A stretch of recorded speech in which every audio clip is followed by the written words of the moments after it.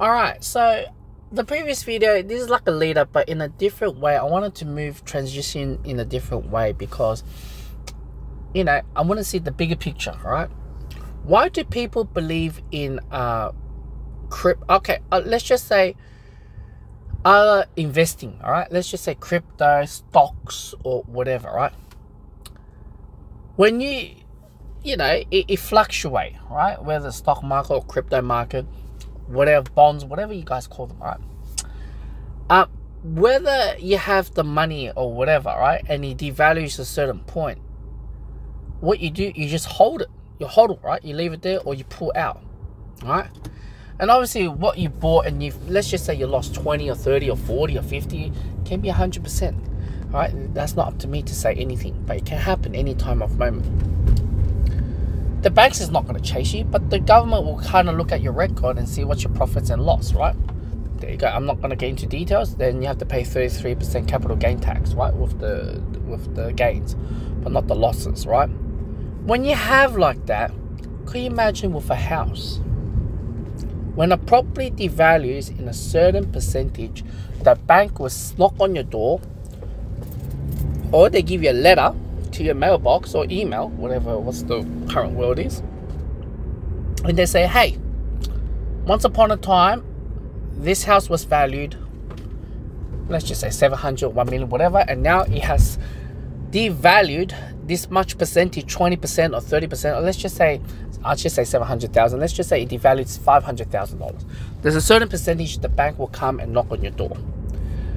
And you have to compromise because your value is no longer 700,000 anymore. It's 500,000. The banks is trying to compromise for the loss, right? Even though you pay, you're a good citizen, you pay your interest, you pay your principal. It's not enough. That asset is no longer worth $700,000. Now it's $500,000, right? And when you have like that, what will happen? And if you don't pay upfront, whatever the figure they give to you, people say, oh, maybe 200,000 they want you to pay. Well, I cannot speculate. I always say it's a big figure. I won't say it's a small figure. I don't think they'll give you a payment plan at all because it's been devalued, right? Even if they do, okay, whatever, right? Just adding more money on the mortgage. How much more can you do, right? Like I said, I'm not going to get into too political about this. The bank can seize your property. All right, you've already signed your name in blood in veins on that mortgage contract book. Yeah, even though it says 30 years you're paying off a 25-year loan, doesn't matter. The moral of the story is that they can seize your property. So what I'm trying to say here, and those who came from the previous video, is that yes, you bought a dip. All right, let's just say that you bought a dip on the property, no problem. But if there's so many houses, saturate the market and further dipping the market even further, you gotta compromise and you gotta pay upfront the fee. And if you don't do that, a good citizen, you can verbally say yes, but actually, if you don't, they'll seize your property. So it can be land tax is good and bad, but it destroys everything as well. And I don't want to get into details, greater details about it. All right. So it's just so crazy to know. Most people don't know most things about it, you know. And yeah, that's what I say. Many people don't understand, and I always wanted to protect my own family.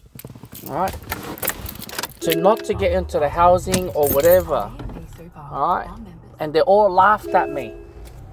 Yeah, bro, we can pay money, this and that. And my mentor was guiding me from head to toe about this whole thing. And we have it like that. Then they start to realize, oh, this is Australia Dream. I did not know. So this is what William's about. It's too late. Your name is blood in veins on the contract book. Where do you go from there on? That's why I said a house. I don't want to be bashing on a house. I understand we need a roof over our head. But the banks never wants to be a loser. They'll always be a winner. We're the loser.